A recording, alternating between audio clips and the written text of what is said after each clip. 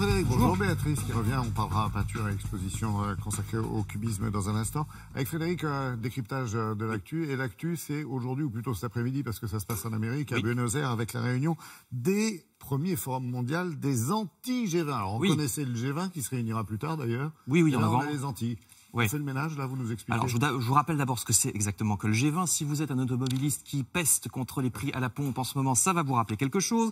Parce qu'on est au milieu des années 70, regardez ces images, et le choc pétrolier, c'est-à-dire l'augmentation brutale du prix du pétrole par les pays producteurs en 73, commence à se faire sentir très lourdement sur toutes les économies occidentales. Donc, les grands dirigeants de ce monde se disent qu'il faudrait qu'ils se rencontrent régulièrement pour parler des grands problèmes économiques des pays industrialisés.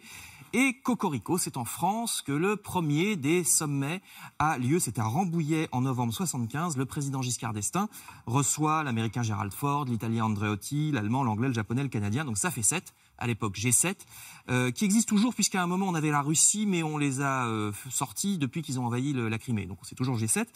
Mais le plus important aujourd'hui, c'est peut-être non plus le G7, mais le G20. On a élargi, on a rajouté, le G7 existe encore, mais on a surtout le G20 qui est devenu très important. Vous voyez ici, en 2010 et 2011 avec le président Sarkozy, il y a les 7 pays que j'ai déjà cités, plus, vous voyez, les Brésiliens, les Sud-Africains, les Saoudiens, les Argentins, les Indiens, les Mexicains, les Chinois, les Indonésiens, les Sud-Coréens et les Turcs. Et là, j'ai oublié personne. Non. Avec en plus les Hollandais et les Espagnols en observateurs et l'Union européenne qui participe en tant que telle. Tout ça, ça représente 90% de la richesse mondiale, le G20. Et le G7, c'est déjà 50%. Donc vous voyez que c'est vraiment des gens qui pèsent et c'est pour ça qu'ils parlent de problèmes économiques. Sauf que il y a des contestations, j'y viens. Voilà. Les opposants reprochent à ce genre de sommet d'être un club de capitalistes qui applique la doxa libérale. Et en plus, quand il y a une mesure qui pourrait plaire aux anti-G20, de toute façon, le G20 n'est pas contraignant. Donc elle n'est pas forcément appliquée, cette mesure. La contestation, hélas, peut aller très loin. Regardez ce qui s'est passé à Gênes, au sommet de Gênes, en 2001, la contestation a donné des violences, a dégénéré, et puis il y a eu des violences policières, il y a même eu un mort. Un manifestant du nom de Carlo Giuliani a été abattu par la police dans des conditions encore mal déterminées. Bon, heureusement, beaucoup plus pacifique. Ce qui commence cet après-midi à Buenos Aires, c'est le Primer Foro Mundial del Pensamiento Critico, le premier forum mondial de la pensée critique, où il y aura des stars, le leader de la gauche espagnole, Pablo Iglesias, l'ancien président colombien, l'ancien maire de Mexico, l'ancienne présidente argentine que voici, Cristina Kirchner, celle du Brésil, Dilma Rousseff, même le Vatican d'une certaine manière participe avec Monseigneur Sanchez Sorondo qu'on ne connaît pas mais qui est un proche du pape François.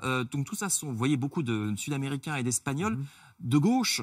Et que veulent tous ces gens-là? On pourrait résumer avec un cas pratique, parce que si je vous dis ils veulent faire l'inverse du G20, ça ne veut pas dire grand-chose, mais en pratique, le pays qui a le plus poussé ce genre de mesures alternatives, c'est certainement la Bolivie. La Bolivie du président Evo Morales, élu en 2005 et qui a complètement révolutionné son pays avec des mesures justement assez alternatives.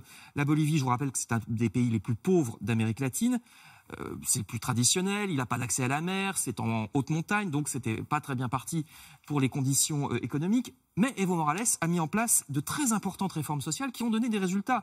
Il a par exemple généralisé les retraites, le salaire minimum a été multiplié par 4, malgré ça le taux de chômage n'est que de 4%, l'analphabétisme est passé de 13 à 4% de la population, le budget de la santé a été augmenté de 170%, la mortalité infantile a été réduite de moitié, et même du point de vue du statut des femmes, vous voyez que 52% des députés boliviens sont des boliviennes. Donc, comme quoi, ça peut échouer comme on le voit au Venezuela. Dire non aux Américains et aux autres pays riches. Ça peut échouer comme on le voit au Venezuela, qui abuse peut-être un peu quand il dit que tout est de la faute des Américains et du FBI et de la CIA. Vous savez que la situation est catastrophique en ce moment économiquement au Venezuela, mais ça peut aussi fonctionner comme on le voit en Bolivie. Et donc les Sud-Américains sont très représentés à ce sommet qui commence cet après-midi à Buenos Aires. Merci beaucoup.